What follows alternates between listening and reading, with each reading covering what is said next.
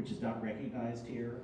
And so we've talked to legislators about allowing for, at least in some fields, reciprocity, where somebody who's, a licensed nurse practitioner or something from Senegal could work as a nurse here, rather than like waiting for 5 years.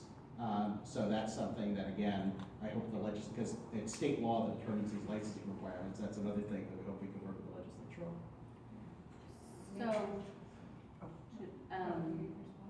I'm gonna admit, I've never belonged to my neighborhood association, because as a renter, I feel fairly disenfranchised in groups. I lived in Northwest Portland previously for about 20 years, and talking to renters and people of color and advocates within those communities, some people would like to see our neighborhood association system obliterated because of its total failure, largely, to serve the whole community, and the bias towards homeowners and the bias towards white people. I love our neighborhood association system. I'm not opposed to changing it if someone has a better idea, but I would like to see us set much more ambitious goals for equity, like Steve was mentioning. Like, if you live in a community where 50% of people are renters and 30% of people are people of color, 20% of people have disabilities, then your neighborhood association membership and maybe even your board should reflect that. And I have similar feelings about city council, because right now we have a very kind of homogenous council that doesn't represent the whole community. If elected, one of the things I'm most excited about, regardless of what bureaus I'm assigned, is looking at equity in our hiring practices, and also in how we spend our public dollars, because I strongly believe people who are most negatively impacted by what's development and gentrification and displacement, and who are most marginalized, should have an equal or even louder voice at the table than the people who are profiting from it. So I want to see us investing our public dollars when we do a publicly funded project in ways that create economic opportunities for women and people of color and other marginalized groups. And we're not doing that. Our current utilization rate for people of contractors, companies owned by people of color, 3%. Our utilization rate for women contractors is 1%. Well, I'm pretty sure women make up 50% of our population, and I believe that people of color are close to making up about 1/3 of our population. So to me, that's inexcusable, and it's something that we need to start working on.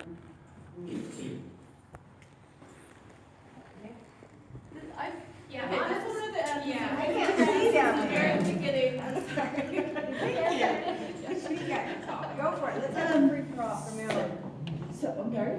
I said, go for it, let's have a free for all from now on, because I can't see hands. Okay, so, a lot of the issues around here, homelessness, crime, and, like petty thefts, a lot of it is addiction driven. There's a huge addiction, meth and heroin problem, and, people on drugs aren't very good at paying rent, so they end up homeless. And they need to, and you said, yeah, we don't put people in jail for petty crimes, but these are the same people over and over committing these petty crimes because they need to buy their drugs. So, and you can see the huge mounds of bicycle parts at all the homeless camps. And I'm not saying all homeless people are stealing, but where are all these bikes coming from? So, so a lot of this is addiction driven. And I would love to see Wapato used as a lockdown facility for people who commit drug offenses. Aside from that pipe dream, I believe that a lot of the policies now of the city are very enabling of addiction. And if anyone knows anything about addiction, enabling is the last thing you want to do. You need to get tough on addiction. These people are not going to go into treatment of their own volition. So I'd like to I'm curious as to what you think, do you think we need to be tougher on addiction? And how you envision that, and how can we change our addiction issues and the meth and heroin problem? Well, I had thought that when we passed the Affordable Care Act, there would be a dramatic expansion in drug and alcohol addiction treatment, because those are covered under the Affordable Care Act. And most of the people that we're talking about are poor enough to be eligible for Medicaid. And the Medicaid, and Oregon expanded Medicaid to everybody below 100% of poverty. So I had expected that you'd see the criminal justice system able to direct a lot more people into mandatory treatment, because there'd be more treatment available because of the Affordable Care Act. It doesn't seem like that has happened, and I still don't quite understand why. I mean, I heard that the Medicaid will only pay for a 6-week treatment course, and the community corrections likes to, of course, they like to use the 6 months. But that should at least mean, if you can only pay for a quarter of the course, that you should be able to increase the number of treatment slots by 25%. I've heard that the community care organizations have sort of fallen down the job in terms of providing mental health to everybody, because they don't have they have more incentives to do a better job with physical health than with mental health, including addiction. So I still think that we've got enough we should have enough resources in the system that we can expand the amount of addiction programs we've gotten, and we can, put people through drug court and say, okay, your alternative to jail is going through this program and having the programs. I confess that I haven't been, for a while, a couple of years ago, I was like nudging people I knew in the county about what was going on every couple of months, and I haven't been doing that. So I will start doing it again. I mean, the city actually has, I can't remember what the program is. The police have a program that it's a diversion program that's small, that includes addiction treatment through Volunteers of America, I think. But that's just a tiny thing. It's mostly a state and county thing. I do think, I don't know how people feel about Measure 97, but if it does pass, and if the state has a bunch more money, then I think that one thing that they should focus on is making sure that everybody who needs addiction treatment actually gets it. I'm gonna have to excuse myself.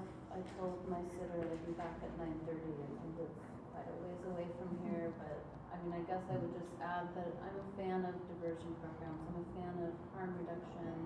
We need to separate, about, I think 20% of our homeless population are what we think of as the chronically homeless, like the typical petite person who is either experiencing mental health illness, drug addiction, or both. And those people need a very different kind of course of action than older residents and people with disabilities who have lost their housing, or families that have, ended up on the street because of a job loss and illness. I really feel like separating that population out from the rest of the population who really is suffering from stagnant wages and out of control rental prices is our first step towards dealing with some of the stuff that has impacted your community the most. It's heartening to see healthcare providers starting to recognize housing as a part of healthcare. We just got an announcement a few weeks ago from 6 different partnering hospitals that are going to be building, I think, 250 housing units. 536. Oh, wow, yeah. And now, I don't know that will include any kind of drug rehabilitation, but it's a step in the right direction. No one is going to recover from a serious drug addiction, or be able to manage a profound mental illness living on the streets in crisis. So, thank you for your time, everyone. It was great to be out here.